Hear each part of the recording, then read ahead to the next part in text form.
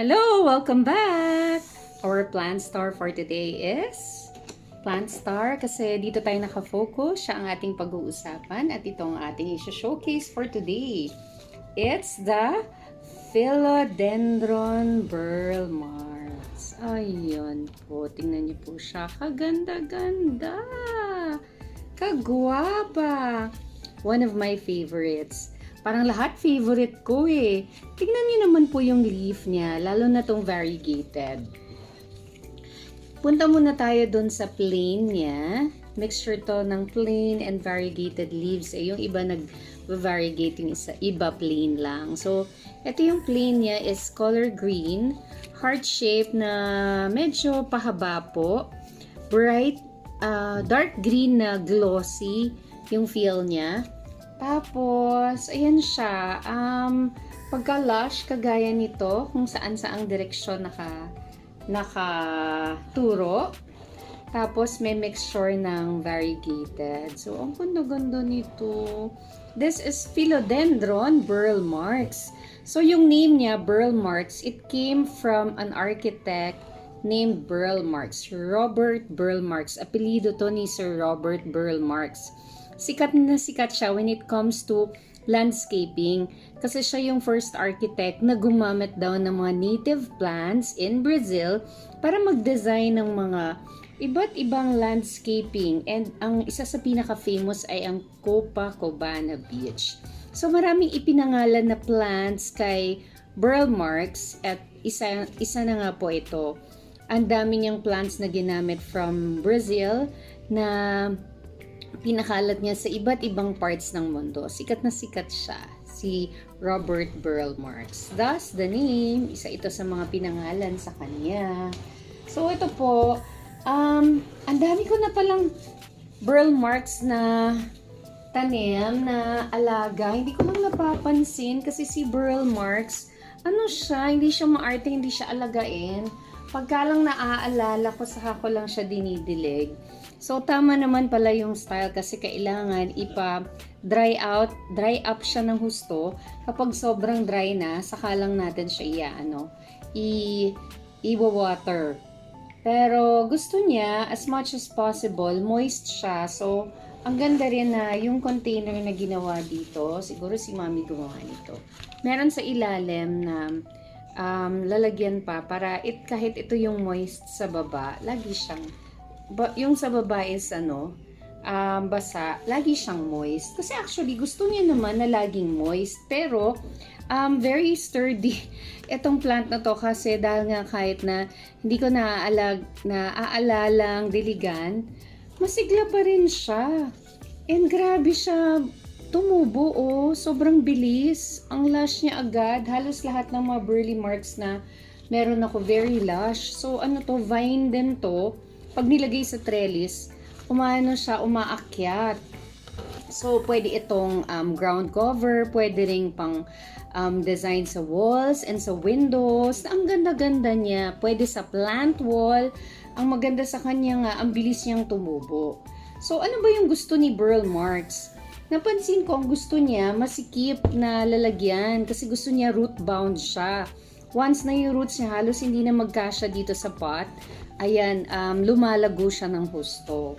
So, eto, nilagay ko naman sa isang cup lang, pinutol ko, nagtry lang akong propagate last time. Binawasan ko kasi sobrang kapal. So, nilagay ko lang siya sa cup, nilagyan ko ng water. Eto na yung roots niya, oh.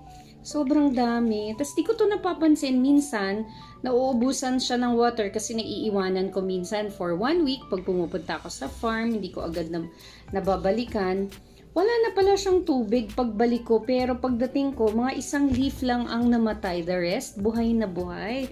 So, ang talaga, ang resilient, sobrang sturdy talaga nitong plant na to. Ang hirap mamatayan nito.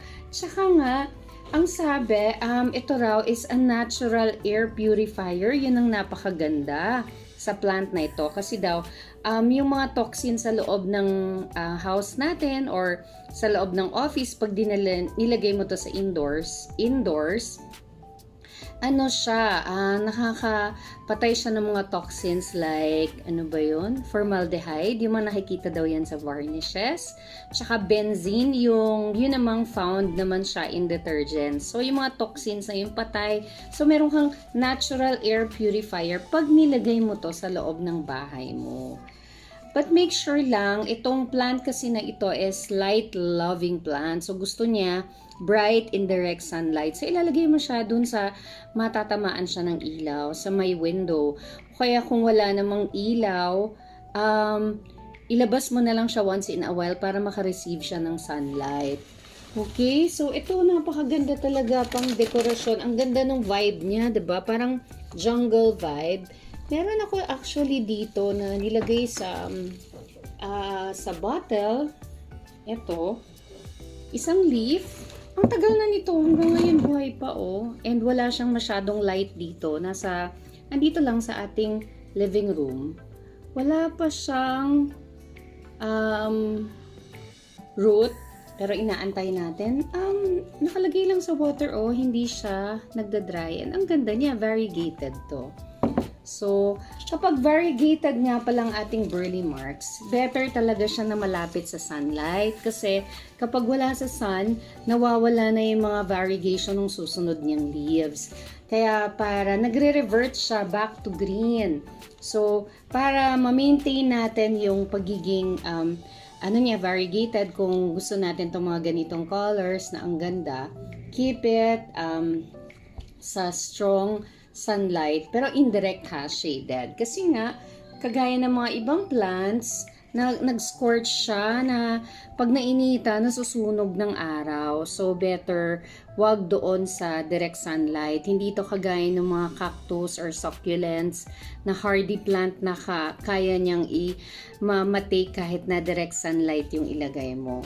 So, ito, pampagood vibes din ito, nakakawala ng stress. Kasi, syempre, pagka inaalagaan mo siya, pag tinitrim mo, para ka na rin nagme-meditate, nagko-concentrate ka sa plant, nakakalimutan mo yung mga problema mo sa labas ng bahay or sa loob ng bahay or after the plant, diba? Wala ka na munang iisipin for the meantime.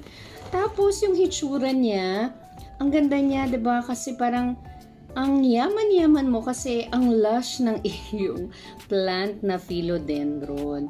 So, lumalaki rin siya. Ang gandang pang-design nito. Tapos, ang daling i-propagate. Pwede kang magkaroon ng maraming burley marks na plants kung gusto mo siyang padamihin. So, yun lang po. For now, that's it na po. Yun lang po mga sinabi natin about the light and then the watering. Tapos kung anong klaseng pot, yun lang po i-take note natin para maging happy po ang ating burley marks. Kung meron po kayo masasuggest pa ng mga plants na gusto niyo pong i-feature natin, gawin nating star ng ating spotlight, mag-message lang po kayo and please subscribe din po. I also have a YouTube channel with the same name, Plantorni G. Please follow for more.